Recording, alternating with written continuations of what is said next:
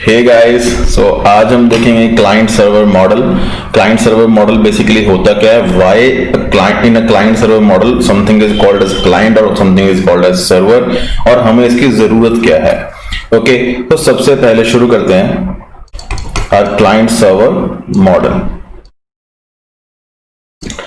सो जो क्लाइंट होता है वो क्या चीज है या क्यों हमें इस मॉडल की जरूरत पड़ती है। पहले कोई भी हमारे पास सिस्टम्स हैं, इंटरनेट क्या होता है, internet is a connection of multiple systems. ठीक है, तो जब मान लीजिए आप भी एक सिस्टम है, मैं भी एक सिस्टम हूं, मुझे आपसे कुछ चाहिए तो आप क्या करेंगे, आप कौन है और मैं कौन हूं। उस केस में मैं एक क्लाइंट हूं और आप एक सर्वर हैं। कैसे, मैंने आपको रिक्वेस्ट भेजी कि आप ये सर्विसेज प्रोवाइड करते हैं, इनमें से एक सर्विस मुझे प्रोवाइड कीजिए। आप मुझे ऑथोराइज करेंगे whether I am an right person और not to have that service from you, then you will give me the right service. आप मुझे रिक्वेस्ट ग्रांट भी कर सकते हैं, और अगर मैं ऑथोराइज नहीं हूं तो ग्रांट, मेरी जो रिक्वेस्ट है वो ग्रांट नहीं भी कर सकते, उसे डिसेबल भी कर सकते हैं, राइट।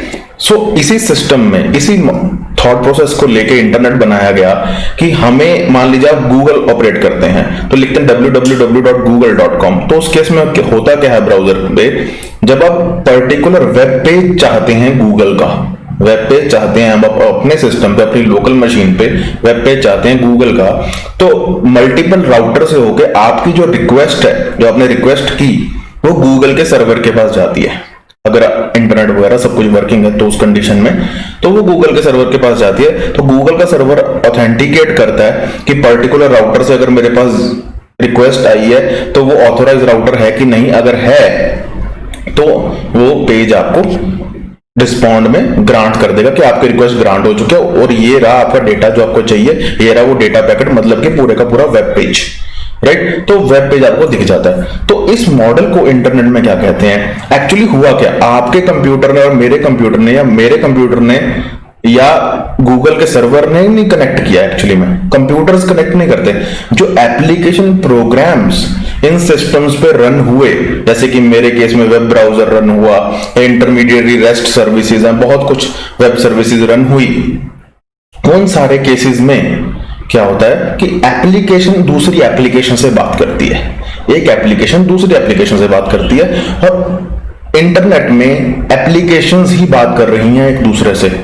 ठीक है, तो इन एप्लीकेशंस को क्या कहा जाता है, जो एप्लीकेशन आपकी लोकल मशीन पे रन हो रही है उसे बोलते हैं क्लाइंट, और जिससे आपने रिक्वेस्ट किया, चाहे वो कोई भी सिस्टम है जिससे आपने रिक्वेस्ट किया, जैसे आपने यहां पे एक रिक्वेस्ट भेजी कि मुझे पर्टिकुलर डेटा चाहिए, और जो एप्लीकेशन इस सिस्टम पे रन हो रही होगी फिलहाल उसे कहेंगे सर्वर।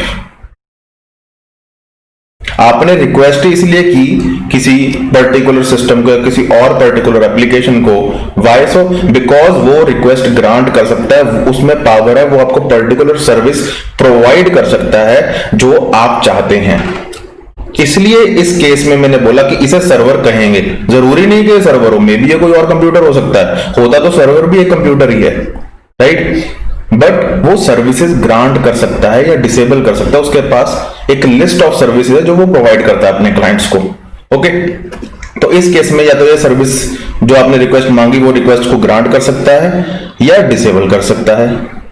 किसने किया ये, सर्वर एप्लीकेशन ने, किसी कंप्यूटर ने नहीं किया, उस एप्लीकेशन ने किया। मैं बार बार एप्लीकेशन पे जोर दे रहा हूं because this is important. Okay, so why this is important हम आगे जानेंगे। रिक्वेस्ट ग्रांट या डिसेबल कर सकता है या रिवोक भी कर सकता है अगर पहले दी हो। Okay, so there are various cases.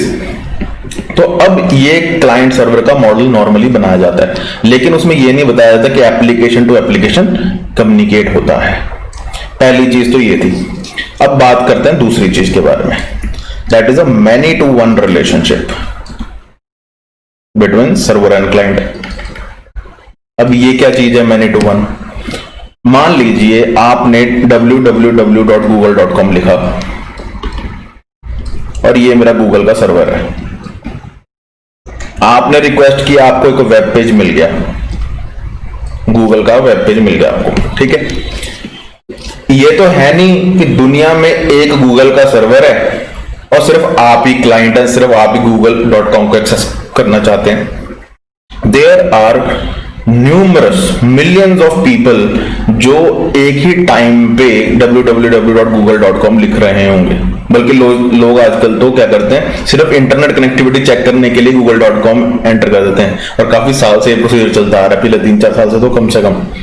सो इतने सारे जब यूजर्स होंगे, मान लीजिए ये भी कुछ यूजर्स हैं, 1 to n यूजर्स हैं, उनमें से आप एक हैं, अगर आपको आप रिक्वेस्ट कर रहे हैं, आपको वेब में मिल रहा है, तो और भी तो उसे रिक्वेस्ट कर रहे हैं, और भी एप्लीकेशंस।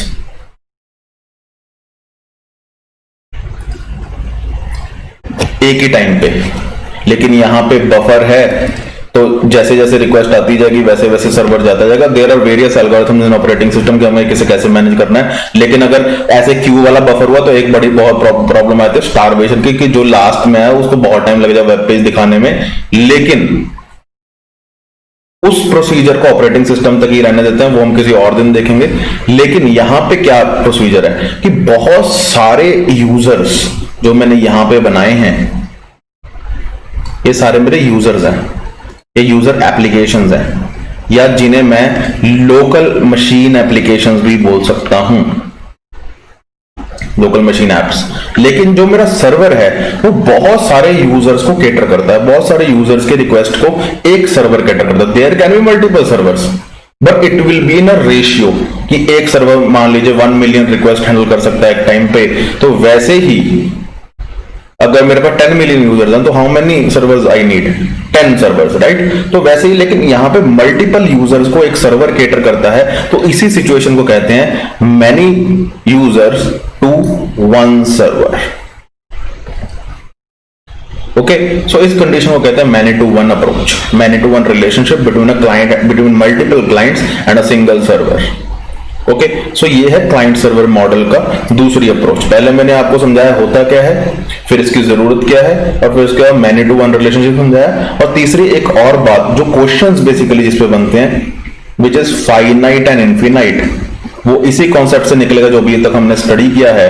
ये क्या होता है गाइस, ये कहा जाता है कि जब आपने अपने सिस्टम पे लिखा www.google.com, आपने सर्वर को रिक्वेस्ट की, सर्वर ने आपको google.com का पेज भेज दिया, और आपने उस पर कुछ सर्च किया, और उसके बाद आपने अपना वेब ब्राउजर बंद कर दिया। मान लीजिए ये सारी प्रक्रिया को, ये सारे प्रोसेस को आपने 5 मिनट लगाए, अपना काम कुम करके आपने 5 मिनट लगाए। उसके बाद आपने क्रोम ब्राउजर या कोई भी ब्राउजर है, आपने उसे बंद कर दिया। तो क्या हुआ, तो जो ये एप्लीकेशन आपने रन की थी रिक्वेस्ट करने के लिए और रिक्वेस्ट को शो करने के लिए, वो आपने क्लोज कर दी। जब आपने वो रिक्वेस्ट क्लोज कर दी, आपने ब्राउजर ही क्लोज कर दिया, तो क्या हुआ, तो आपने कुछ टाइम के लिए सर्वर को एक्सेस किया, अपना काम किया और सर्वर को छोड़ दिया। रिक्वेस्ट उसके बाद टर्मिनेट हो गई। ठीक है, जब रिक्वेस्ट टर्मिनेट हो गई तो आपका काम तो फाइनाइट टाइम के लिए हुआ। आपने तो मान लीजिए यहां पे हमने एग्जांपल लेके 5 मिनट में अपना काम करके खत्म कर लिया। लेकिन जो सर्वर है, मान लीजिए 9 बजे थे, आपने 9 बजे रिक्वेस्ट की और सर्वर ने वो नैनो सेकंड में ग्रांट कर दी, जो कि होता ही है। उसके बाद क्या हुआ, आपने कुछ टाइम अपना काम किया, 9:05 तक काम किया। इसमें बहुत सारे, इस टाइम में बहुत सारी और भी रिक्वेस्ट आ गई होंगी। तो ऐसे तो नहीं है कि सर्वर बंद हो जाएगा उसके बाद, तो सर्वर की जो एप्लीकेशन है वो बंद हो जाएगी, नहीं। 9:06 पे भी कोई मतलब रिक्वेस्ट कर सकता है, 9:07 पे भी कोई और बंदा रिक्वेस्ट कर सकता है, कोई और एप्लीकेशन रिक्वेस्ट कर सकता है, कोई और क्लाइंट रिक्वेस्ट कर सकता है। तो जो सर्वर है, जो सर्वर की एप्लीकेशन है, वो इनफिनाइट टाइम तक रन करती रहती है। जो सर्वर है वो इनफिनाइट टाइम तक रन करती रहती है। और ये बताने का आपको रियल टाइम इसका मीनिंग क्या है, अगर आपने देखा हो जब आप बैंक्स के एप्लीकेशन यूज करते हैं, तो अगर आप किसी बैंक के कस्टमर है तो आपको कभी ना कभी ये मैसेज आपने देखा होगा कि ये वेबसाइट है जो इस टाइम से इस टाइम तक नहीं चलेगी, क्योंकि हमारा सर्वर का कोई काम हो रहा है, डेटा सेंटर में कोई काम हो रहा है। बस आजकल वो सिंपल यही बताते हैं कि ये वेबसाइट इतने टाइम तक नहीं चलेगी। लेकिन आज से 2-3 साल पहले वो बताते थे कि server will be down and all, ठीक है, ये इन्फॉर्मेशन देते थे। लेकिन ये इन्फॉर्मेशन से भी हैकर्स हैं जो और वल्नरेबिलिटी ढूंढ लेते हैं उसे हैक करने के लिए, तो ये इन्फॉर्मेशन अब नहीं देनी बंद कर दी गई है। सिंपल कहते हैं कि ये वेबसाइट इतने टाइम से इतने टाइम नहीं चलेगी।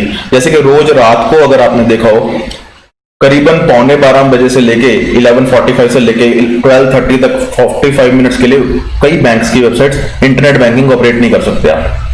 उस टाइम में वो अपना जो डेटाबेस है उसका बैकअप ले रहे होते हैं, जो भी ट्रांजैक्शंस प्रीवियस डे में हुई होती हैं। तो ये जो सारे प्रोसेसेस हैं गाइस, तो ये सर्वर है जो ये इन्फिनाइट टाइम के लिए चलता रहता है। सर्वर को नहीं पता मेरे पास कब रिक्वेस्ट आ जाए, सर्वर तो ऑन रहना है, ठीक है। जैसे ड्राइव थ्रू है, ठीक है, ड्राइव थ्रू में बर्गर लेने के लिए करते हैं, उसके बाद बर्गर लेते हैं चले जाते हैं। तो जो ड्राइव थ्रू का बंदा है उसे नहीं पता उसके बाद कब रिक्वेस्ट आ जाए, लेकिन उसे ये पता कि मुझे 24 घंटे 3 शिफ्टों में 3 बंदों ने काम करना है, कि मुझे 24/7 सर्विस देनी है, यूजर कभी भी आ सकता है। लेकिन यूजर के पर्सपेक्टिव से क्या है, वो आया, उसने पेमेंट की, बर्गर लिया और चला गया, उसकी ट्रांजैक्शन यहाँ पे कंप्लीट हो गई। लेकिन जो ड्राइव थ्रू वाला बंदा है जो खड़ा है वहां पे सर्विस प्रोवाइड कर रहा है, उसने 24/7 आपको सर्विस देनी है। Same goes with the server and client model, okay. और ये मैंने आपको सारा क्यों समझाया गाइस, यही बेस है किसी भी प्रोटोकॉल को अंडरस्टैंड करने का। क्यों, जब आप अपने घर में बैठे हैं, अगर आप ये जो मेरी वीडियो है आप लैपटॉप पे देख रहे हैं, या वाईफाई से आप कनेक्टेड हैं, या ब्रॉडबैंड से कनेक्टेड है, वायर्ड इंटरनेट से कनेक्टेड है, तो उस सिस्टम में क्या होता है कि जो आपका मॉडेम होता है ना, वो आपको सिंगल रूट देता है, आप वहीं से इंटरेक्ट करते हैं सभी के साथ, राइट। वो एक राउटर की तरह काम करता है, मॉडेम प्लस राउटर हो जाता है आजकल, ठीक है। वो राउटर की तरह काम करता है। उसका अगर सबनेट मास्क देखें आप, दैट इज 255.255.255.255। इसका मतलब उस नेटवर्क में जहां पे वो राउटर एक्सेस कर रहा है, उसमें सिर्फ एक ही बंदा है जो काम कर रहा है, वो आप खुद हैं। पूरे नेटवर्क में आप ही हैं उस राउटर के लिए। कभी आप देखिएगा, आपको पता चलेगा कि ये भी मॉडल है एक, ठीक है, ये भी एक क्लाइंट सर्वर मॉडल है। आपकी लोकल मशीन, आपका सिस्टम है, आपकी एप्लीकेशन जो आप रन कर रहे हैं, और जो आपका राउटर है वो एक अलग राउटर की तरह काम करता है, जिसके नेटवर्क में सिर्फ आप हैं, और वो आपको कनेक्ट करता है आईएसपी के सर्वर के साथ to get in touch with the internet, right. I hope आपको ये सारा मॉडल समझ आया हो। हम यहां से प्रक्रिया शुरू करेंगे सारी की सारी प्रोटोकॉल्स पढ़ने का। इसके बाद नेक्स्ट वीडियोस में हम लगभग एप्लीकेशन लेयर की सारी प्रोटोकॉल्स पढ़ेंगे। Okay guys, I hope you understood. Thank you so much.